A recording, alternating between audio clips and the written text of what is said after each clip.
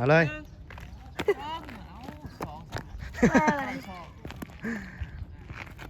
เอ็ด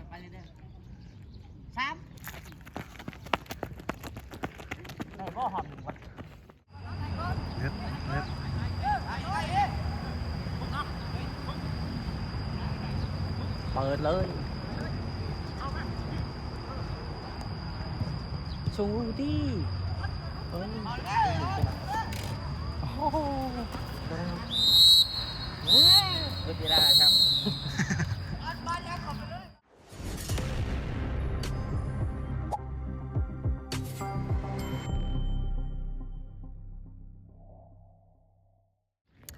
กราบทักทายสวัสดีเมื่อทุกคนเนาะยินดีต้อนรับเข้าสู่ช่องสวรรค์ผู้ไทยทุกคนวันนี้คอยกับโบมีเวียกอย่างหลายทุกคนมาดินอยู่เดินบานนะอยู่สวรรค์เขตทุกคน แต่ว่าโบเห็นเพราะว่าอันนะส่วนหลายเขาก็ลิ้นอยู่นอกเนาะเขาไม่ได้เข้ามาเตะอยู่ในพี่แต่ว่ามือหัวมือใดเขาเจ้าแข่งอยู่เดินบานนะทุกคนอยู่เดินใหญ่ไม่ยินเขาเจ้าว่าเขาสีแข่งบานเนาะแต่บอกหัวมือใดเนาะตะกี้ว่าสิมาถ่ายคิดว่าค่อยก็บ่เคยเข้ามาเนาะคิดว่าที่มีคนเตะตลอดเพราะว่าอ้ายล่ะเป็นนักเตะบอลเตะบานเนาะคิดว่าสิมีคนเข้ามาลิ้นเตะชุ่มมือเนาะแต่เข้ามาก็บ่ได้เห็นเนาะว่าสิถ่ายบรรยากาศให้ทุกคนเบิ่งแต่เขาเตะอยู่นอกทุกคนเลยอยู่นอกนี่คือคนหลายแห่งเนาะตัวนี้ก็มีอยู่คนมากำลังกายเอามาแลนมานั้นเนาะนี่คือภาพบรรยากาศอยู่ทางในคิดว่าคนสิหลายเนาะคน แต่บ่ฮู้ว่าเมื่อใดนะเขาเจ้าแข่งนี่เขาว่าเขาสิแข่งบานข้อยก็เลยเข้ามาเบิ่งคิดว่ามีคนซ้อมบ่มีสั่งบ่นะข้อยก็เลยเข้ามาเบิ่งมื้อนี้ก็บ่มีคนหลายทุกคนเพราะว่าอยู่นอกนี่คนหลายแฮงอยู่นอกเพราะว่าอยู่นอกนี่มันเป็นเดินมีอีกเดินน้อยเนาะตัวนี้เดินใหญ่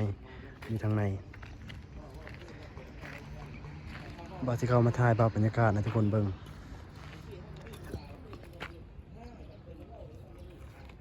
นี่คืออยู่เดินบานอยู่สวรรค์เขตทุกคน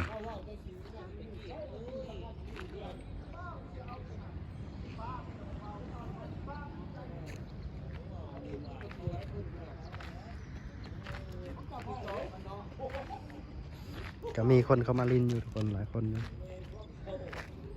สิให้ทุกคนเบิ่งเนาะภาพบรรยากาศอยู่นอกคนหลายแห่งทุกคนอยู่นอกเขาซ้อมอยู่นอก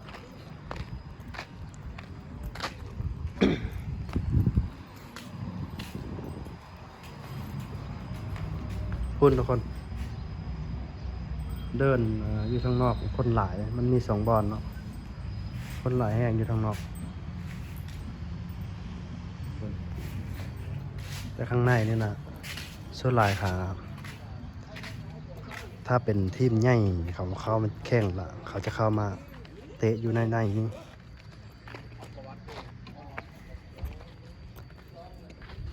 เขาก็เข้ามาเตะอยู่ได้เนาะ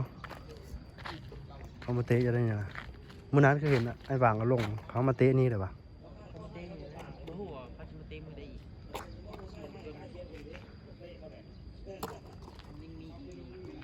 ใช่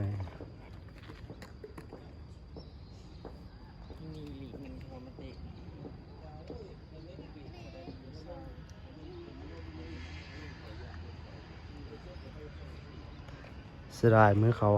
เข้ามาฟ้อนนี่นะ6,000 คนเข้ามาฟ้อนอยู่เดินบานไม่ได้เข้ามาถ่ายบรรยากาศนะทุกคนเบิ่งครับ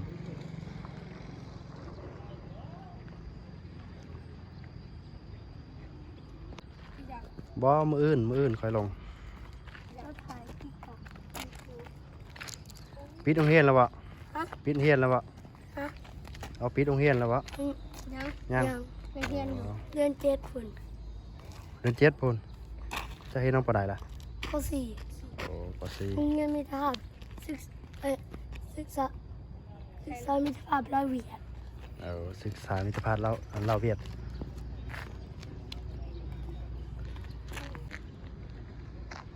คือหมูเลยอุทัยแก้วอุทัย ภู ผู้ไทยคอยนะผู้ไทยโมเมนต์อุทัยอุทัย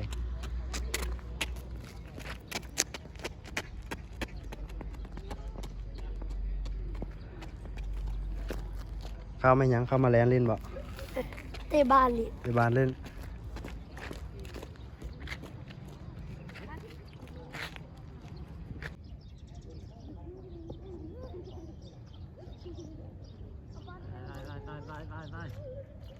เรื่องอะไรถึงจะหอมคนซิปบอก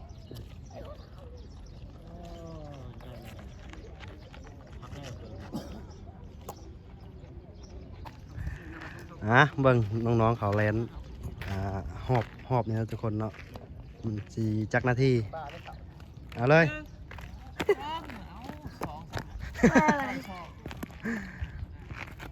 เอ็ด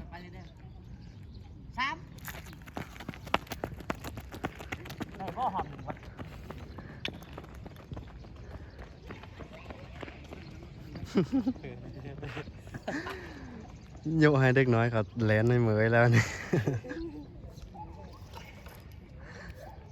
เอ็ด14วิเมื่อกี้นี้เนาะ14เริ่มถ่าย14วิ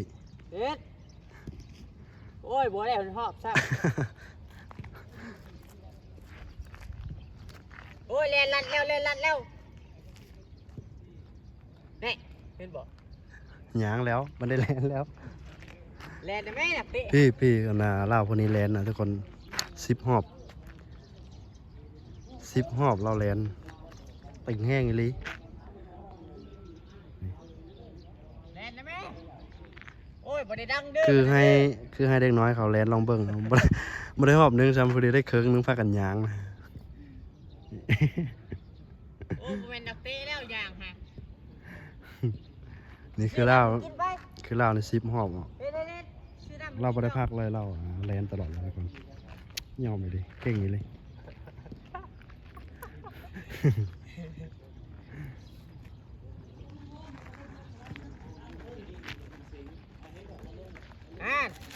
ย่างแล้วนั่งครับ โอ้เราเก่งอยู่เลย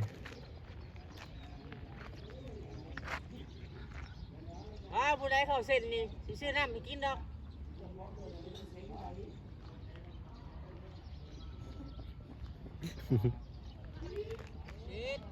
นาทีป่ายแล่นลัดละบาดนี้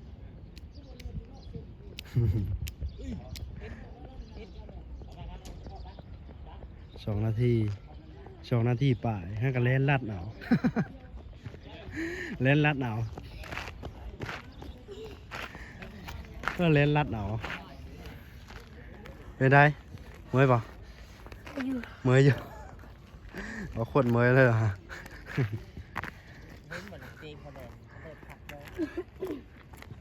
เรา10 หอบแล้วเก่งเลย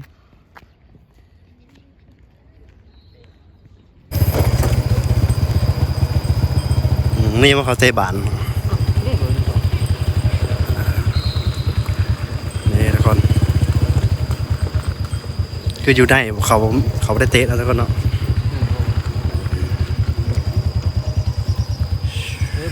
บ่เปิดใช่ดิหนาลีเนี่ยนะเปิดเตะบาน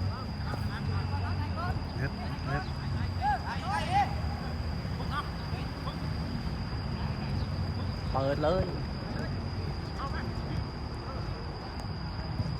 ชูดิโอ้โหเวลาครับคนหัวยังยอกอีกติเยอะนะครับประตูใส่ป่อง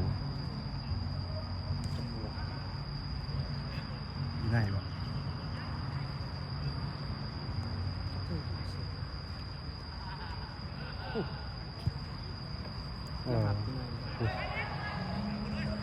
ครับนั่นลูก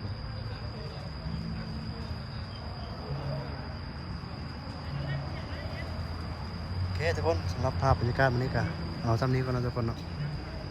เพราะว่าเขายังไม่ได้แข่งกันอยู่สนามใหญ่ภาพบรรยากาศมียนต์เด็กทุกคน ยังไง